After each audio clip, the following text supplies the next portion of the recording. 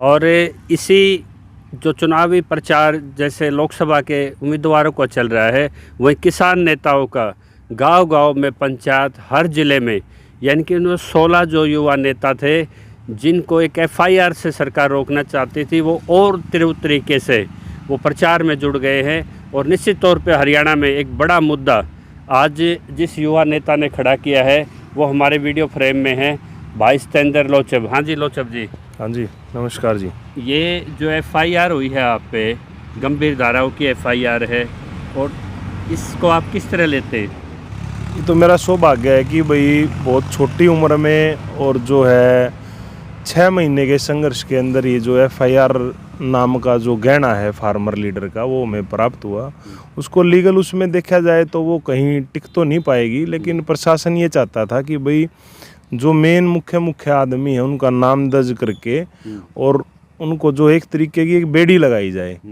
लेकिन रणनीति के मुताबिक जो है बड़ा 2-3 दिन का गंभीर विषय, इस पे अपना बातचीत करके रणनीति बनाकर फिर हमने इस पे जो है प्रचार शुरू किया और एक रणनीति के तहत एक बड़ी महापंचायत करेंगे अब। मतलब घायल होके गिरने की बजाय अब बैटलफील्ड में कूद पड़े। हाँ जी, उन्होंने सोचा कि भाई जैसे एक बेड़ी लगा के एफआईआर की और इनको डरा धमका कर और जो है काम करके निकल जाएंगे।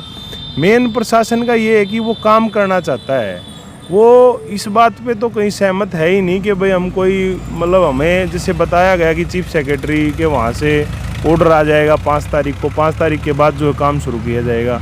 लेकिन दबाव बनाकर बार बार जो किसान को परेशान किया जा रहा था, तो अब उनको बताया जाएगा कि दबाव जो किसान किसी भी उसको पे सहन नहीं करेगा। जैसे ईडी की एफआईआर होती हैं, राजनेता तो बिल्कुल बैकफुट चले जाते हैं। ये फ़र्क है क्या किसान नेता में? किसान नेता बाउंस बैक होके दोबारा दुगनी ताकत से वापसी करते हैं। दुगनी से नहीं जी, हमने तो जब पहली बार उनसे बात कर रहे थे, अभी अगर इस एक हफ्ते का देखा, जो पहले दिन हम 30-40 आदमी थे, फिर हम 150-200 हुए, अगले दिन फिर हम 400-500 हुए। अब हम जो संख्या बल लेके जा रहे हैं वो बहुत ज़्यादा संख्या बल होगा, वो आपको उस दिन दिख भी जाएगा। और अगर उसके बाद भी अगर नहीं मानेंगे तो अभी तो ये है कि दिल्ली, हरियाणा, पंजाब का जो किसान है, जो यूपी का किसान है, ये इकट्ठा हो रहा है। अगर वो नहीं मानेंगे तो एक बड़ी गैदरिंग जो है हम देश भर के किसानों की वहाँ इकट्ठा करेंगे। पहले तो मैं आपको मुबारकबाद देता हूँ। आपका मुद्दा हरियाणा में एमएसपी कानून और एसटी लाइन का मुद्दा एक बहुत बड़ा मुद्दा बन चुका है। गांव में इनको प्रवेश नहीं करने दे रहे लोग और इनकी कार्यकारिणी बैठी। और एक आप पहले युवा ऐसे किसान नेता हैं जिनकी एग्जीक्यूटिव टीम है, जिनकी लीगल वर्क कोई देखता है, जिनका पब्लिकेशन कोई देखता है, जिनकी ग्राउंड मैनेजमेंट कोई देखता है। वरना किसान नेता खुद को राष्ट्रीय कार्यकारिणी अध्यक्ष बताते हैं, लेकिन उनके पीछे कोई टीम नहीं होती। तो टीम से जी ये है कि टीम वर्क के बगैर तो देखो प्रशासन को तो क्या है, प्रशासन को तो एक फ़ोन घुमाना है जी, और फिर वो सारा अमला जमला साथ लग जाता है। तो उसी तरीके से एक टीम होना बहुत ज़रूरी है कि भाई ग्राउंड वर्क कोई देखे, लीडरशिप कोई देखे, लीगल प्रोसेस को कोई और देखे, तो वो टीम होनी तो ज़रूरी है। और मैं तो ये कहता हूँ कि नेता के पीछे भी एक ऐसी टीम होनी चाहिए। अगर नेता को कहीं प्रशासन अपनी तरफ वो कर लेता तो ये हो कि आंदोलन चलता रहे और काम कहीं भी मतलब किसी भी फील्ड का ना रुके। वो तो आपके चेहरे पे 1% भी डर दिखाई नहीं देता। आप बिल्कुल नियत एक शेर की तरह निकलते हो। आपको कोई चिंता नहीं रहती कि आपको वो डिटेन कर लेगा, रोक लेगा, क्योंकि आप जितना आपको रोकने की कोशिश की प्रशासन ने, उससे 4 गुना संख्या के साथ और गंभीर नतीजों के साथ सरकार के सामने। यही है जी प्रशासन का, तो ये है कि भाई प्रशासन जैसे सिखा रहा है हमें लड़ना कि भाई इस तरीके से भी आपको लड़ना पड़ेगा, इस तरीके से भी लड़ना पड़ेगा। हम तो उनको भी एक गुरु की उस भूमिका में देख रहे हैं कि आपको ये भी कर पड़ना सकता है और ये भी करना पड़ सकता है। तो लग रहे हैं अपनी मेहनत में कोई कोर कसर है नहीं। लोगों के बीच जब जा रहे हैं तो बड़ा मान सम्मान भी दे रहे हैं लोग। और उन्होंने बड़ा मतलब वैसे ज्वलंत मुद्दे पर कहाँ गए हैं आप इसमें? जैसे आपका जो रूट मैप क्या रहा है? जैसे अब हम यहाँ से जैसे निकलते हुए यहाँ से निकले थे हम, जैसे अपने आसोदा हो गया, रोद गांव हो गया और गिरावट हो गया, दैकोरा हो गया, मतलब रेवाड़ी खेड़ा, खरर, हाँ उसी चैन पे। और वो लोग वो आसपास की अपनी उन लोगों ने ये माना कि भाई आप लोगों ने हमें संदेश दे दिया, अब हमारा काम है कि भाई हम अपने गांव की पंचायत भी करेंगे, अपने बारे की करेंगे, अपने अठगाम में की करेंगे, अपने पंचगाम में की करेंगे, अपनी खाप की पंचायत करेंगे। और बिल्कुल मतलब लोगों ने यहाँ तक काम है कि हम ढोल नगाड़ों के साथ अपने बीवी बच्चों के साथ जो है वहाँ पर पहुँचेंगे। और सरव खाप का कैसे आपको आशीर्वाद मिल रहा है? सरव सोमवीर राठी जी निकल के सोमवीर आए। ये था कि हम नए थे तो लोग थोड़ा सा तोल भी रहे थे कि भाई ये लोग मतलब करने क्या है, क्योंकि कुछ नेताओं ने पहले धोखे भी दिए हैं लोगों को, तो उस चीज़ को लोगों के ध्यान में थी वो बातें, कहीं भी वही धोखा ना हो जाए। लेकिन अब लोगों के बीच जा रहे हैं तो उनको पता है कि भाई ये लीगली भी लड़ रहे हैं और वैसे ग्राउंड पे भी लड़ रहे हैं। और मंशा बिल्कुल साफ है कि ये नहीं कि भाई जैसे तालियां बजवा कर, तो अगर हम वैसे नेता होते तो वहीं ताली बजवा लेते उस दिन। वो कह रहे थे कि भाई हम 1,27,00,000 रुपए के हिसाब से दे देंगे। कॉरिडोर भी उन्होंने 30% माना, पहले तो बिल्कुल भी नहीं था। अगर एक तरीके से अगर आप देखोगे तो एक खंबे पर 10 गुना से ज़्यादा खर्च हमने कंपनी का करवा दिया है। और लेकिन वहाँ पर ये था कि ताली बजवा लो, लोगों को बहला लो, फुसला लो, नेता बन जाओ। लेकिन हमने उससे आगे का जो संघर्ष है, हमने उस संघर्ष को चुना कि भाई पूरा पैसा जब तक किसान के खाते में नहीं आ जाएगा, और हम कोई ऐसी चीज़ नहीं मांग रहे कि भाई कोई ऐसी चीज़ मांग रहे कि भाई बच्चा जिद कर रहा है। ये तो जो चीज़ें और स्टेटों में मिली हुई हैं वही मांग हम कर रहे हैं। जब नुकसान हमारा मार्केट रेट का है तो हम नुकसान सर्कल रेट से क्यों लें? जो अलाइनेशन कर रहे हैं वो एरियल इंक्रोचमेंट कर देंगे पूरा, और वहाँ कोई CLU नहीं होगा, वहाँ कोई कंस्ट्रक्शन नहीं होगा। ये इनके जो आप इंजॉयमेंट करते थे अपनी प्रॉपर्टी का, प्राइवेट प्रॉपर्टी का, वो नहीं कर पाएंगे जहाँ से ROW कॉरिडोर निकलेगा। देखो उसमें गंभीरता भी अब लोगों को समझ में आने लगी है। हाँ, वो समझ नहीं आ रही थी। लोग ये सोच रहे थे कि जैसे हमारा 4840 गज का एकड़ है, तो उसके अंदर जो 500-600 गज जहाँ पे खंबा गड़ता है, लोग उसको नुकसान मान रहे थे। लोगों को पता ही नहीं था कि नुकसान तो वो जो कॉरिडोर है जिसके ऊपर से तार जा रहे हैं उसको भी है, और जो इसका ROW वो खंबे वाले को भी लगता है और तार वाले को भी लगता है। तो अब लोगों को समझ में आ गया, और मांगे जायज़ हैं, पहले और स्टेटों में मिली हुई हैं। तो हरियाणा सरकार और दिल्ली सरकार से भी यही अनुरोध है कि अगर आपको अपना प्रशासन को मतलब इस चीज़ में लगाए, शासन को, कि भाई लोगों की ज़रूरतें पूरी हों। कोई इनके घर से तो इनकी तिजोरियों से थोड़ी आना पैसा निकलना है, वो तो हरियाणा वासियों का पैसा है और हक की मांग है, वो इन्हीं को ही देना है लोगों को ही। कोई उनकी FD थोड़ी ना टूट रही है कि भाई वो अपने घर से पैसा ला के देंगे। और वो चीज़ है जो वो मांग रहे हैं, जो नुकसान है लोगों का, तो वो तो देना पड़ेगा जी। वो तो ऐसे कैसे निकल जाए? सतेंद्र भाई, आपने देखा हो हरियाणा में जो युवा नेता तैयार किए गए हैं, उनको ना टेबल की ट्रेनिंग दी जाती, ना उनको स्थिति भापने की दी जाती। और ये इतिहास में दर्ज है कि बड़ा नेता वही है जो अपनी ताकत को पहचाने, क्या चीज़ उसके पास नहीं है उस चीज़ को पहचाने, किस तरह जोड़ सकता है, किस तरह लक्ष्य हासिल कर ले, उसी को बड़ा नेता माना जाता है। तो जिन्होंने भी आपको शिक्षण प्रशिक्षण दिया, 20-22 साल जिनके आंदोलन के अनुभव रहे, और जो युवा नेता जो झंडा लेके कहीं भी मुकदमे खाते घूम रहे हैं और फिर उन मुकदमों में उलझ के रह जाते हैं, तो क्या युवा नेताओं के लिए किस तरह, जैसे आप सब के लिए वेलकम रखते हैं, लेकिन जिनके पास इस तरह का ज्ञान नहीं होता, आंदोलन को पार करने की क्षमता नहीं होती, उसको किस तरह चुनौती में देख रहे हैं आप? वो इस तरीके से है जी, जो भी अपने क्षेत्र से, अपने राज्य से, अपने स्टेट से है, जो भी पहले जिन्होंने इस फील्ड पे काम किया हुआ है, तो बड़े गंभीर तरीके से उनकी बातों को सुनना भी चाहिए और उन्हीं को अप्लाई भी करना चाहिए। लेकिन वो टीम वर्क नहीं कर पाते वो। हाँ, वो ये कि आप उनसे जब पूछोगे, समझोगे, बताने को, तो आप किसी भी पुराने वृद्ध आंदोलनकारी के पास से ले जाओ, लगभग सभी का गेर ऐसा ही गला हुआ है। लेकिन वो मजबूर है कि भाई उस तरीके का फील्ड वर्क नहीं कर सकते। तो उनसे बातचीत कर युवा के पास ये है कि भाई उसके पास एक जोश होता है, वो काम करने में मतलब थोड़ी उनसे अहम भूमिका, लेकिन ज्ञान उनका जो है वो बहुत ज़रूरी है। और जो भी अगर फार्मर लीडर कोई काम करना चाहता है तो एक लीगल टीम होनी भी बहुत ज़रूरी है। अगर लीगल टीम हो तो फिर वो आगे बढ़ता चला जाएगा, क्योंकि उसको प्रशासन के पास सारी चीज़ें हैं। उनसे टकराने के लिए एक अनुभव भी चाहिए, लीगल प्रैक्टिस भी चाहिए साथ में, और फील्ड वर्क भी चाहिए। संविधान ने आपको रास्ता भी दिया है निकलने का। हाँ, संविधान ने सारे रास्ते दे रखे हैं, बस वो उन तक पहुँचने की थोड़ी सी गुंजाइश होती है, भाई वहाँ तक पहुँच जाएगा। दिल्ली में 90 गाँव होते हैं, 90-94 गाँव में खेती भी होती है लगभग, और कटेवड़ा में एक पंचायत बुलाई जाती है बाहरी दिल्ली की। और जैसे आप उस पंचायत में पहुंचते हैं, मतलब SCP साहब, SHO साहब, एक पूरी एक्सरसाइज होती है। और इंस्ट्रक्शन दी जाती है जी आप देश के प्रधान सेवक पे नहीं बोलोगे।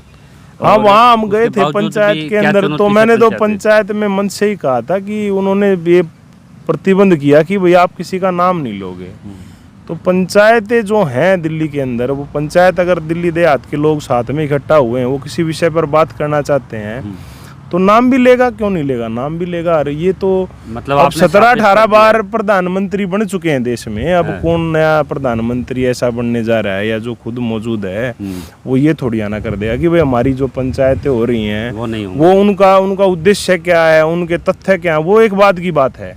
लेकिन हमारा तो बस ये मानना था कि उस दिन प्रशासन ने वहाँ पर धारा 144 का बोर्ड लगा दिया और ये बोला गया कि भाई नाम ही नहीं लेना किसी का। तो मैंने तो कहा पहले माइक पकड़ते, माँ जी नाम भी लेंगे और पंचायत एक भी तरह से करेंगे। खाप परंपरा की हत्या की जा रही थी। बिल्कुल बिल्कुल बिल्कुल। तो आंदोलन को आपने बचाया कि दिल्ली में आंदोलन नहीं था, वो आपने साबित कर दिया कि दिल्ली का युवा वो नेतृत्व कर सकता है जो 5 राज्यों में चीरता हुआ निकलेगा।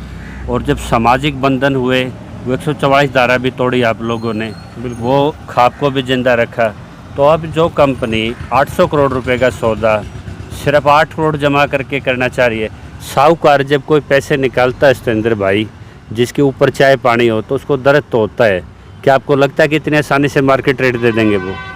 नहीं, मार्केट रेट कहाँ आसानी से दे रहे हो, संघर्ष करना पड़ेगा उसके लिए। हाँ, पर ये है कि सरकार ने देना शुरू किया है तो देखो बात ये समझनी पड़ेगी किसानों को कि आपको रिप्रेजेंट करने के लिए वहाँ जो उनकी मीटिंग हुई तो हमारा कोई रिप्रेजेंटेटिव थोड़ी आना था वहाँ, वो तो कंपनी और सरकार बात कर रही थी कि भाई कैसे जो है किसानों को वो मतलब बेला फुसला कर निकला जाए।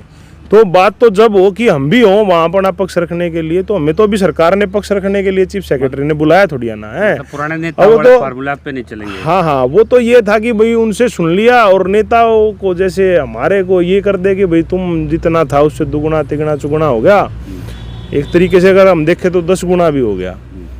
26 लाख रुपए सर्कल रेट है, 127 वो कह रहे हैं, 5 गुना वो हो गया। कॉरिडोर का एरिया जो है वो तो मतलब सरकार तो इस तरीके से कहती है ना कि जैसे हम सर्कल रेट का 100% मुआवजा दे रहे हैं। वो ये नहीं बता रहे कि 5000 गज के करीब जो जगह है उसमें 500 गज का दे रहे हो आप।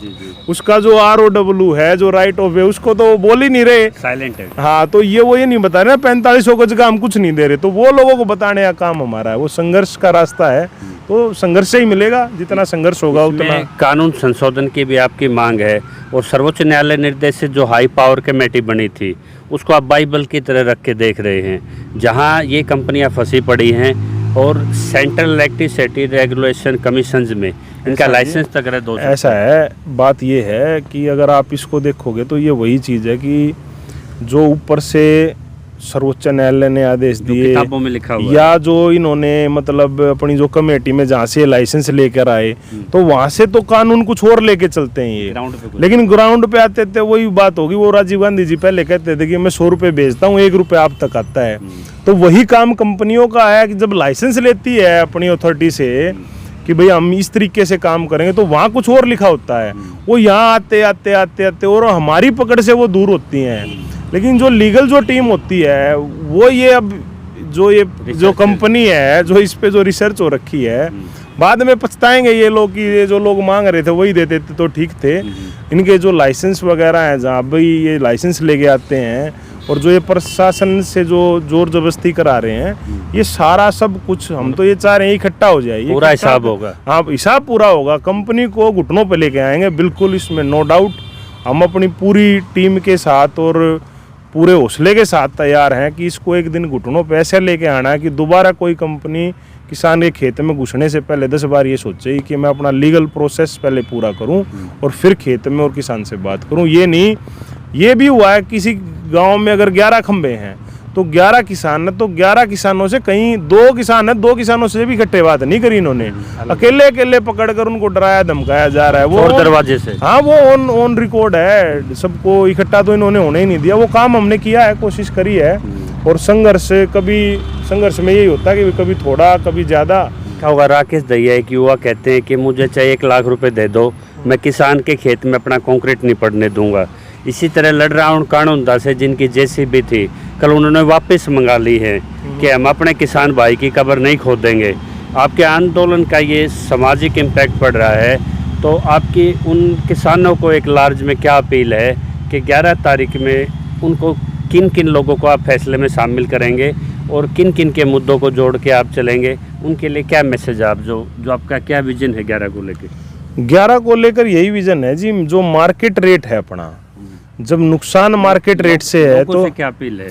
लोगों से ये अपील है कि देखो किसी भी क्षेत्र में कोई भी काम हो रहा है तो वहीं की मशीनरी यूज हो रही है, तो मशीनरी तो इनको बिल्कुल ना दें अपनी किसी भी प्रकार का। जैसे वो बिल्डिंग मटेरियल वाले ने मना कर दिया, जेसीबी वाले ने मना कर दिया, लेबर तो बाहर से ले आएंगे ये, लेकिन मशीनरी और ये जो वैसा साधन है वो कहाँ से लेके आएंगे? ये अगर नहीं मिलेगा तो अपने आप कमर टूट जाएगी। दूसरा, किसानों से ये अपील है और सभी किसान नेताओं से ये अपील है कि ये कोई एक संगठन या कोई एक राज्य या किसी मतलब एक किसान की लड़ाई नहीं है, ये तो इतने बड़े आदमियों से एक पंगा है जो सब मिलकर एक साथ होकर, और एक नियत और नीति अगर साफ है आपकी तो आपको वहाँ पर पूरा स्पेस भी दिया जाएगा। आप सभी लोग मिलकर एक बार जो है इस लड़ाई को लड़ें, और जन आंदोलन जब तक नहीं बनेगा कोई भी आंदोलन तो वो कामयाब नहीं हो पाता। कितने बजे कहाँ पहुँचना होता है? 11 बजे जो है नारा गांव में जो है सभी लोग पहुंच जाएंगे, तो 10 बजे करीब वहां पहुंचने का काम करें सभी लोग। 11 बजे जो है पूरी कार्रवाई शुरू हो जाएगी। तो ये थे सतेंद्र लोचब, समय काफी हो गया है। नारा 11 तारीख को 11 बजे नाहरा में इनका आह्वान है कि वहाँ सबके विचार लिए जाएंगे। किसी व्यक्ति की, झंडे की, किसी संगठन की लड़ाई नहीं, किसान अस्मिता की, किसान अधिकार की लड़ाई है। तो ये खुला निमंत्रण इन्होंने इस मीडिया चैनल के माध्यम से दे दिया है। तो आप सभी पहुँचिए। ये आज एक किसान की बात है, कल दूसरे किसान की बात है, आज एसटी लाइन की बात है, कल गैस पाइपलाइन की बात होगी, परसों लैंड एक्विजिशन की बात होगी। लेकिन किसान को बाहुल्य वर्ग है, सबसे बड़ा वर्ग है हिंदुस्तान का, तो इसको हारना नहीं चाहिए, क्योंकि सबसे ज़्यादा देश के खाद्यान्न और संविधान में विश्वास करने वाली यही कौम है। तो इस अपडेट के साथ हम दोबारा आपके साथ हाजिर होंगे। तब तक इसमें जो भी आपके सभ्य कमेंट्स हों वो उसमें आप डालिए। आपके सहयोग से ही हमारे ये जो मैसेज हैं, जो आंदोलन के मैसेज हैं, दूर दूर तक पहुंच पाते हैं, क्योंकि आप लोग इसमें दबा के सहयोग और शेयर करते हैं। और इसी आपके सहयोग की वजह से हमारे प्रयास है कि हम आंदोलन की वास्तविक पिक्चर आपके सामने ले आ पाते हैं। जुड़े रहिए। जय किसान।